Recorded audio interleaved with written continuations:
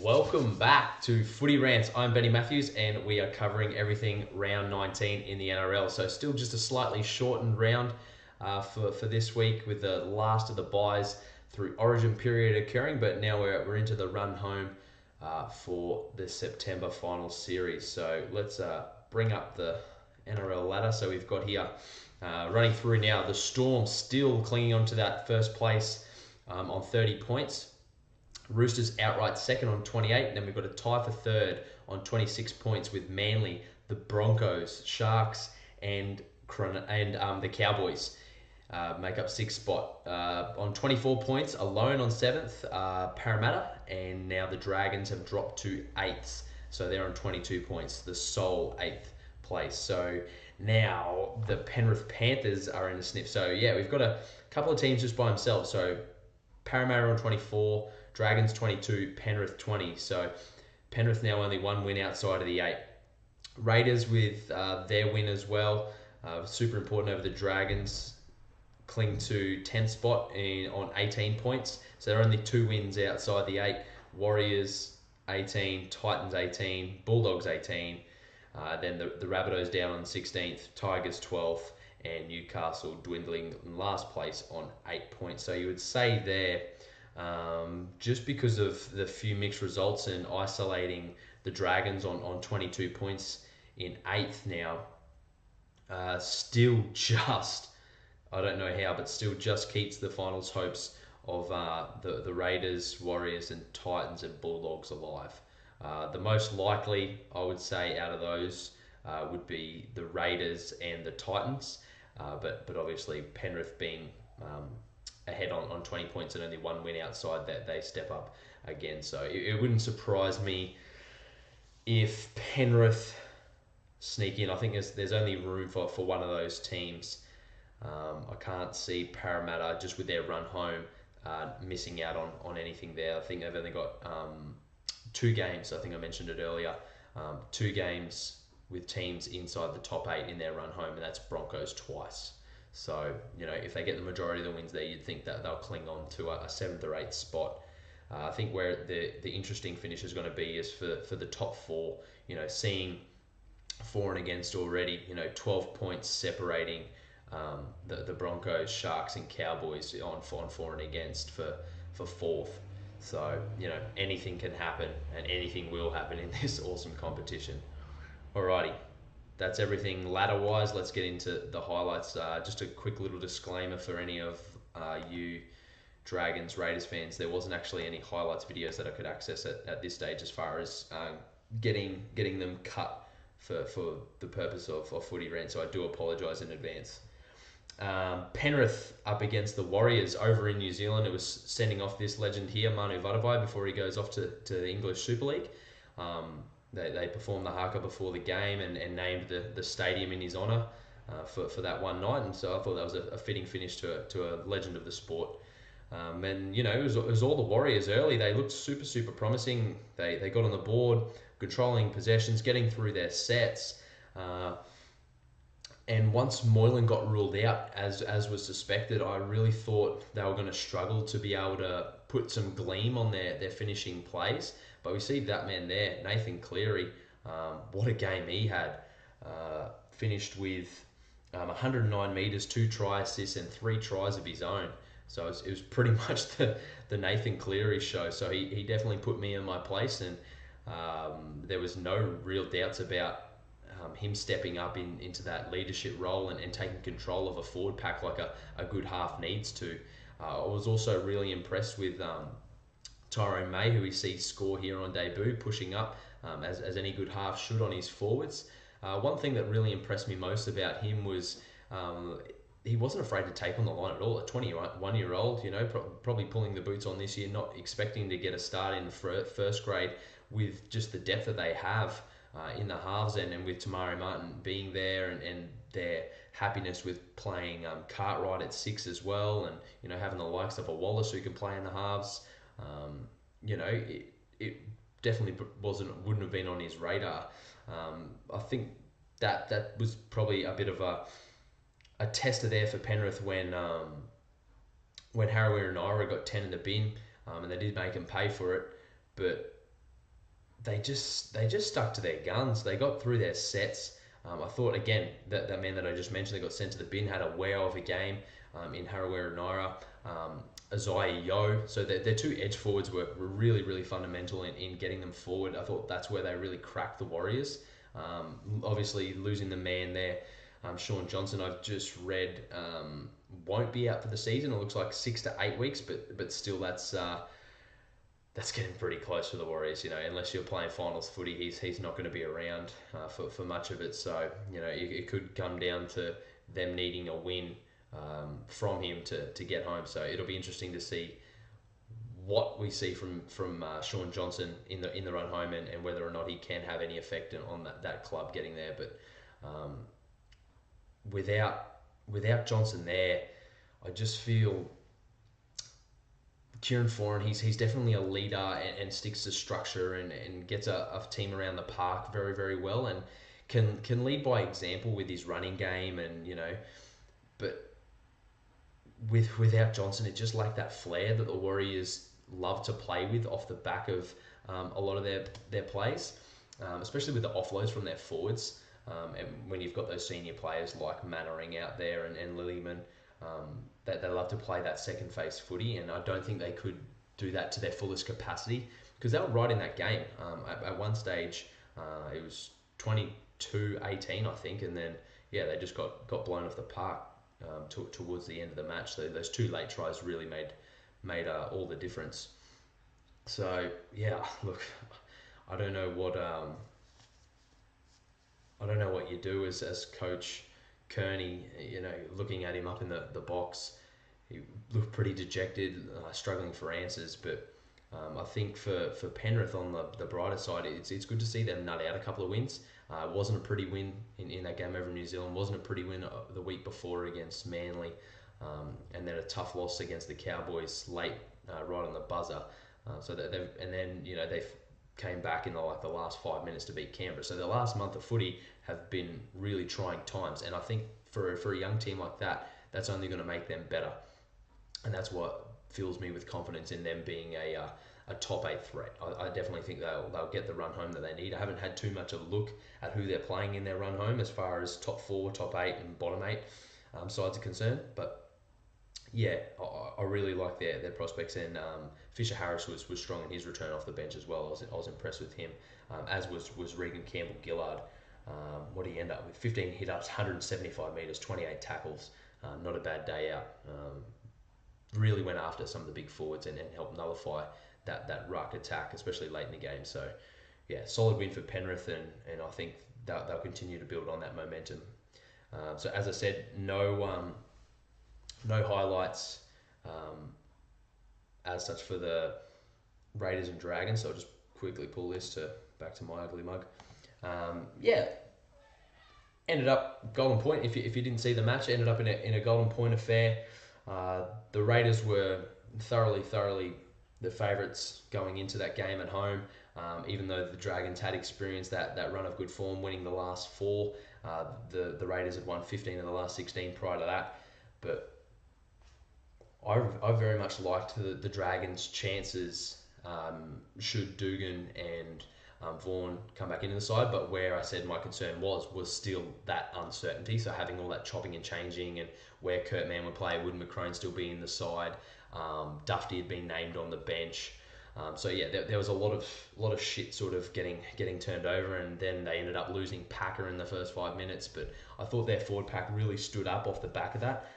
Paul Vaughan in his return ran for over 200 metres. Jack DeBellin was just shy of 200 metres, and Armel and Sims were about 160 metres apiece as well. So they really stood up in those stakes, especially against a massive forward pack like the Canberra Raiders, with the likes of Paulo and Boyd.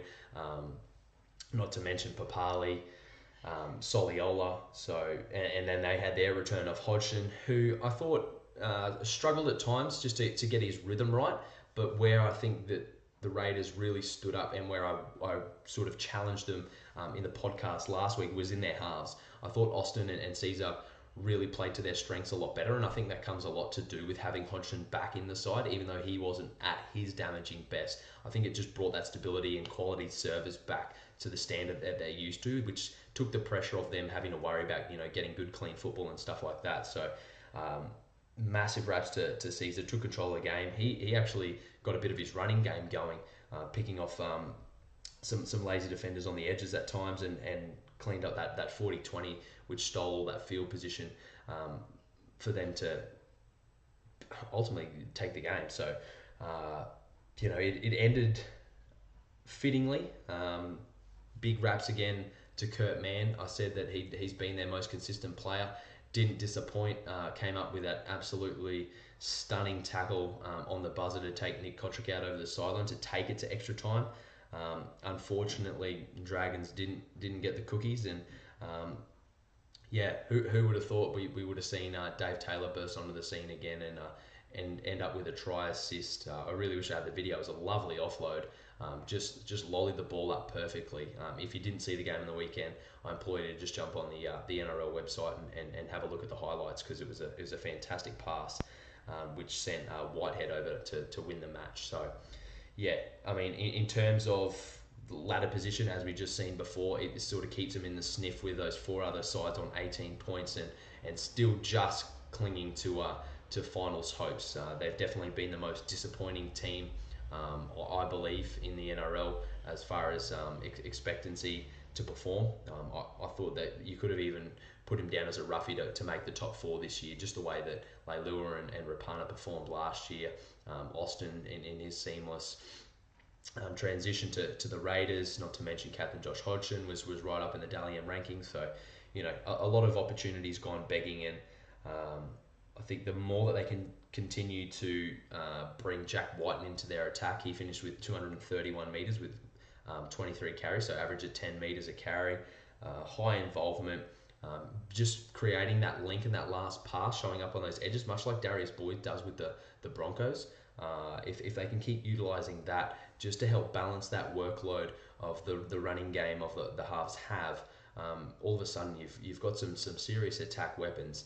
You're looking at halves that are doing the job, steering the team around, but we know Austin's got that sort of gangly sort of body type where he can get through a line.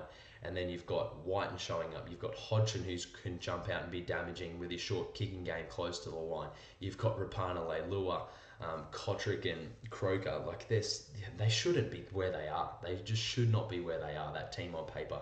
So let's hope that they can sort of kick into gear and give us some entertaining finishes throughout the season.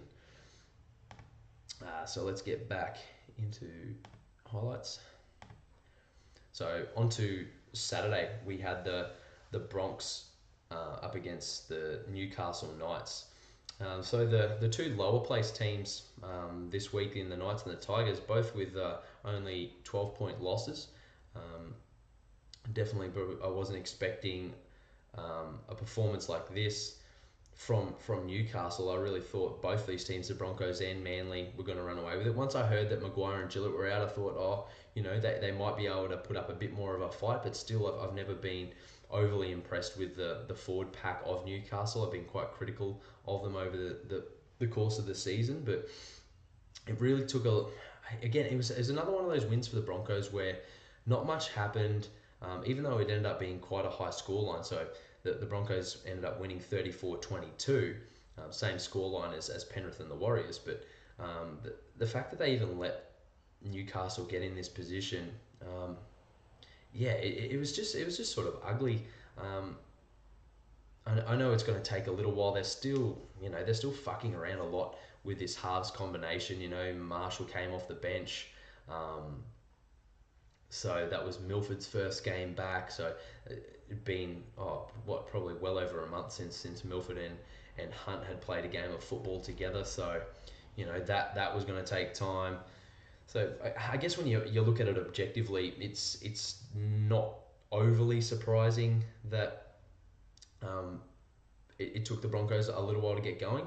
But fundamentally, off the back end of the second half again, the Newcastle Knights just fallen asleep. We see they score a fortuitous try there, the Brisbane Broncos, in James Roberts taking the deflection off Joe Wardle.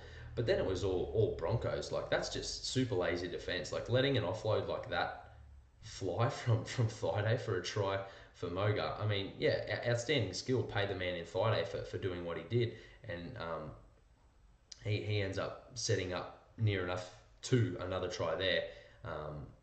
But oh,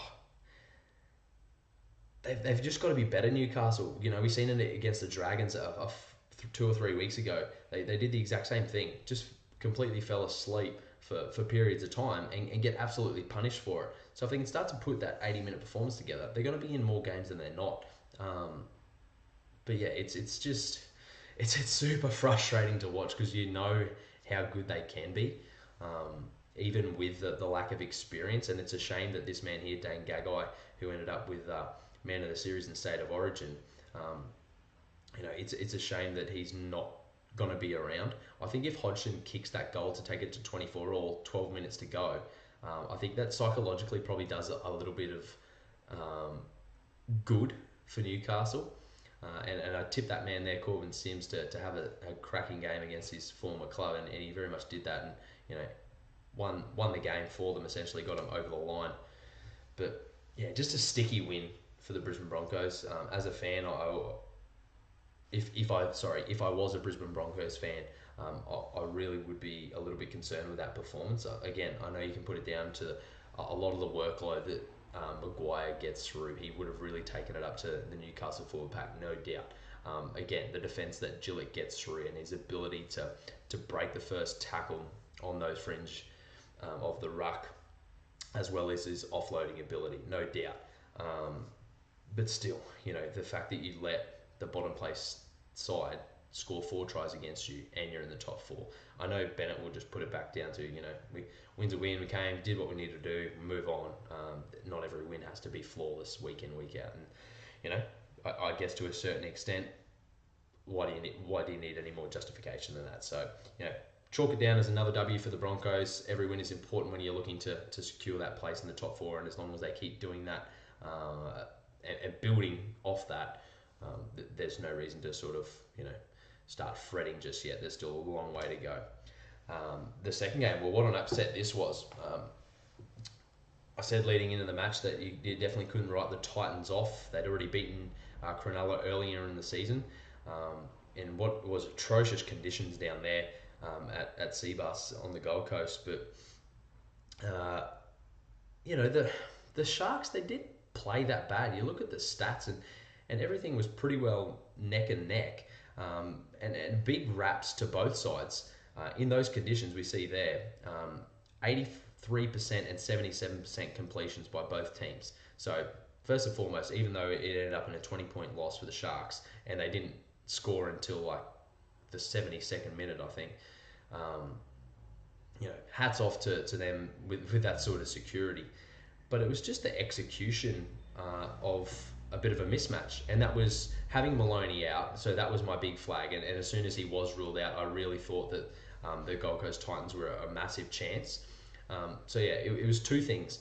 The one here, we see a try save from the Gold Coast Titans, but they ended up with 5 try saves. So their defence on their own line was absolutely flawless, especially in these conditions where you can perhaps get a bit of a rub of the green and slide your way over. It's a lot harder to make tackles. But this man here, Ash Taylor, just taking advantage of Jack Bird playing an extra defensive position in. We see he gets caught out there. You look at the top of the screen, Val Holmes gets trapped, and it's lights out.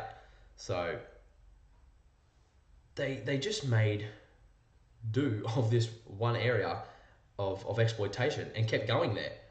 Pretty much all of their points came down that right edge, and Proctor was the benefactor of it. Ended up with 147 metres, 37 tackles, and that try. But yeah, the man of the night was Ash Taylor, and his performance over Jack Bird.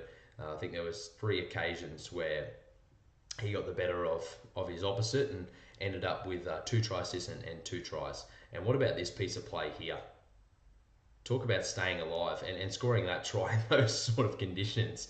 Absolutely phenomenal. So, again, another team that's stuck on 18 points. You just can't write them off. And 65th minute to make it 30-0. It was all just a matter of time. They were just waiting out the clock. But, a credit to them. They weren't terrible up the middle either. the Cronulla Sharks. All their forwards, Gallen and Graham were great as usual, and it was. Yeah, it literally just came down to that execution factor. They found a weakness, wanted to exploit it, and I think why Jack Bird sort of found himself in a little bit of strife. When you're playing in that centre role, if you've got that good communication with your winger, you can sort of shoot in and get away with it a little bit more at times, just because you're already playing with that width or defending with that width. But when you're three in, so you've got your centre and your winger outside you, and there were times there where that wasn't even the case either. So that again was another fundamental error. But you can't go shooting in because you're going to leave blokes stranded. There's a lot more, if every half in the game just got in the habit of fucking shooting in, yes, he's bigger than probably just about every other half in the game. So he's got that one physical attribute up his sleeve. But if he's missing those fundamental tackles one-on-one or making those incorrect errors, guys who are skillful and play off the cuff, as Ash Taylor do, are going to make you pay. And look at the scoreline that we're looking at right now, 30-10, and that's exactly what happened. So, a bit of a lesson learned. Who would have thought that after their absolute pasting of the Sydney Roosters the round prior, that they would have come out and lost by 20 points? It could have been a lot worse. So when we're talking about for and against stakes, losing 20 points on the weekend definitely did not do the Cronulla Sharks any favours on the premiership ladder. Moving into Sunday's games, another bit of a surprise packet. I'm sure a few, including myself, were a bit dirty on the 12-point margin. I think a lot of people would have had Manly 13 plus in their betting stakes across the weekend. But whilst positive, yes, their Manly side did come back and win. If we look at, I'll rattle this off, and you tell me, should a team in the NRL with the tickets that this Manly side now has on them, should they have only won by 12 points? 500 more metres in attack, 6 small line breaks. They had a 40-20, which we'll see shortly. There it goes. 100 less tackles, 3 more goal line dropouts, and they win by 12 against the team that's coming second last. And again, I know we go back to the Brisbane scenario, and it's like, well, you don't have to win every game by 1,000 points. But when you're playing a team that you've got a 7-1 record at this ground, they haven't won there since 2003, they haven't been going well at all this year, pretty much build their game off the back of 2 players in Tedesco and Woods. If they're not firing, they get flogged every fucking week. And they still have. This is their 8th loss in a row now, I think. So, they should be going out. So that's sort of my challenge. Yes, it's good. They were down at 18 points to 10 at one point. We see just a little mismatch there, just to go off topic a little bit. Kelly goes, if you watch the replay here, Kelly gets stuck on the wing. So they'd actually swapped around. Ryder found himself one in. So I think that was just more of a case. Yes, you expect your centre to be able to handle the ball as well as your winger, most definitely. But yeah, probably just not used to that scenario. And I think Luke Brooks identified that quite well. And then, luck was sort of going their way. Momentum was going their way. And he gets that sneaky little try for deflection off lane there. And then hits the post as well. What are the odds of that happening? Perfect. So I guess to a degree, that's why Manly was still expected to come back and win this game. It wasn't like it was super structured, the victory or the proposed victory that the Tigers were building towards. And once they got on the board here, you just knew they were coming. And we see Uwate, he just isolates. McKilrick misses a one-on-one tackle. But because he shot out of the line, Aaron Woods there wasn't tying in. So I don't know who you sort of put the error down to. If McKilrick's not communicating with Woods that he's going there, you've got to sort of put it back on McKilrick, because then he misses the one-on-one tackle as well. But yeah, to just only take it by 12 points, I think Trent Barrett will expect a lot more of his troops come next week. The combinations of the brothers that we see there, the Travojevic brothers, the halves that are doing their jobs amazingly at the moment. DCE was well and truly back in action after a bit of a disappointing game against Penrith last week. Blake Green steering that side around fantastically, and Marty Tapau's getting him on the front foot. You've got another big body in Sean Lane who's doing damaging things on that edge while Sirenen's out injured. There's big things there. But the Tigers, as long as they continue to rely on those two blokes that I name dropped before, in Tedesco and Woods, and I guess Brooks to a certain degree, he steers the side around. He is the halfback, got some points on the board for the side. But as long as that's the sole focus of the side, and blokes like Lola here aren't coming up with consistent plays, or more of your forward pack aren't developing, I don't really find anyone in that forward pack super intimidating outside of Woods. Elijah Taylor, he's never going to lose you a game. Same with Chris Lawrence, who came back. He's never going to lose you a game. But they're not anyone that's, they're not superstars. They're not going to set the world alight. They're not going to play rep football. Until I know they've got a few. They've got Packer and Madalino coming to the club next year. So for me, that's more intimidation factor. It would have been good if they were able to keep Woods there as well. That would have made things a totally different story for 2018 for the Tigers. So yeah, disappointing that the Tigers weren't able to build after they did hit the lead, but at the same time, it should never have happened in the first place with, those stats that I just read out before. Manly really needed to go on and punish this side, and I felt like they still, even with the time when they did, that last 20 minutes, I thought they could have pulled on another 2 or 3 tries. So, take the good with the bad. Into the final game, we had the Cowboys up against the Rabbitohs, and the Cows won 23 points to 10 in this match. Keeping in mind, even though we see their Rabbitohs on top, this was a home game for the Rabbitohs, but was being played in Cairns. So I think it was the 5th count up there.